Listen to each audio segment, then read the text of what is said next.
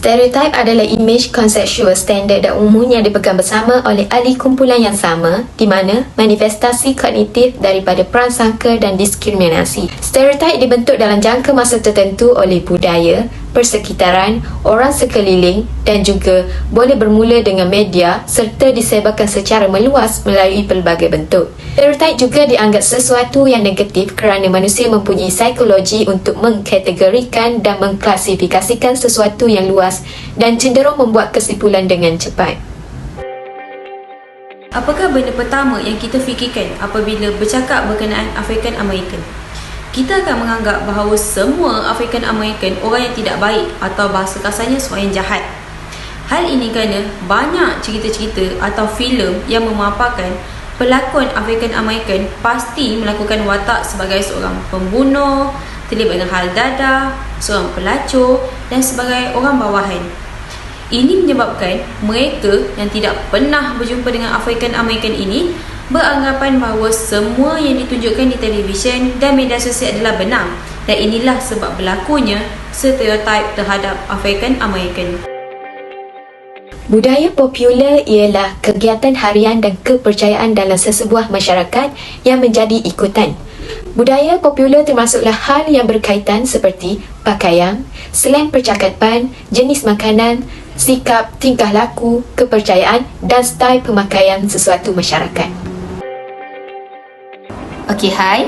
Seterusnya, popular culture dari African American ada 3. Fashion yang pertama, menjadi trend kepada orang Afrika American dengan pemakaian seluar yang tidak kemas atau memakai seluar dalam keadaan londe dan mudah lucut. Ini membuatkan kaum wanita tidak selesa dengan mereka. Yang kedua, gaya rambut, iaitu gaya rambut cornrow juga merupakan budaya yang popular. Gaya ini juga dianggap sebagai budaya dan juga merupakan warisan generasi ke generasi. Yang ketiga, iaitu muzik. Muzik di sana kebanyakannya menjadi popular kerana mengandungi perkataan yang tidak sepatutnya dan tidak sesuai untuk generasi muda dan kanak-kanak. Video muzik juga kebanyakannya memaparkan aksi yang tidak sesuai untuk semua peringkat umur. Terima kasih. Fashion ini menjadi sangat popular sekitar tahun 2000 di kalangan remaja Malaysia. Namun ia menimbulkan kontroversi kerana tidak sesuai dengan budaya masyarakat Malaysia yang majoritinya beragama Islam dan menitik beratkan aspek kesopanan. Dari segi gaya rambut cornrow ini dianggap sebagai tidak profesional dan tidak sesuai digunakan terutama sekali di alam pekerjaan.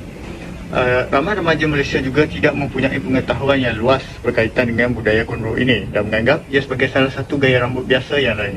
Segi muzik pula, muzik ini banyak mendedahkan remaja Malaysia kepada bahasa dan juga idea yang mungkin tidak sesuai dengan umur atau peringkat perkembangan mereka, termasuk lirik-lirik yang mengandungi kata-kata lucah dan juga kata-kata kesat.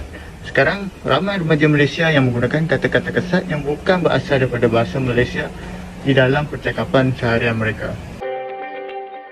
Selepas ahli-ahli kumpulan saya telah memberi keterangan tentang stereotip Afrika Amerika, kamu akan terfikir ataupun ada persoalan tentang adakah stereotip ini masih berlaku pada masa kini? Mari saya terangkan. Jadi jawapannya ialah ya. Stereotip ini masih lagi berlaku pada masa kini. Walaupun negara kita telah pun maju, tetapi nampaknya ramai orang yang tidak menyedari bahawa stereotip ini mempunyai sikap negatif dan penindasan orang Afrika Amerika. Hal ini kerana kebanyakan orang suka mengikut apa sahaja perkara yang trending sekarang di negara lain. Selain itu, stereotip terhadap Afrika Amerika telah membawa kepada prasangka dan diskriminasi. Hal ini telah memberi kesan kepada komunikasi kita terhadap mereka disebabkan rasa takut dan curiga. Hingga kini, Afrika Amerika masih diperlakukan secara tidak adil dan stereotip ini masih lagi berlaku pada zaman kini. Secara kesimpulannya, ramai orang yang suka mengikut trend di luar negara seperti negara Afrika Amerika, iaitu fashion mereka, gaya rambut mereka dan muzik mereka, terutamanya remaja pada masa kini. Oleh itu, remaja patutlah mengetahui sama ada trend tersebut adalah pakaian baik ataupun tidak baik ataupun budaya negara tersebut.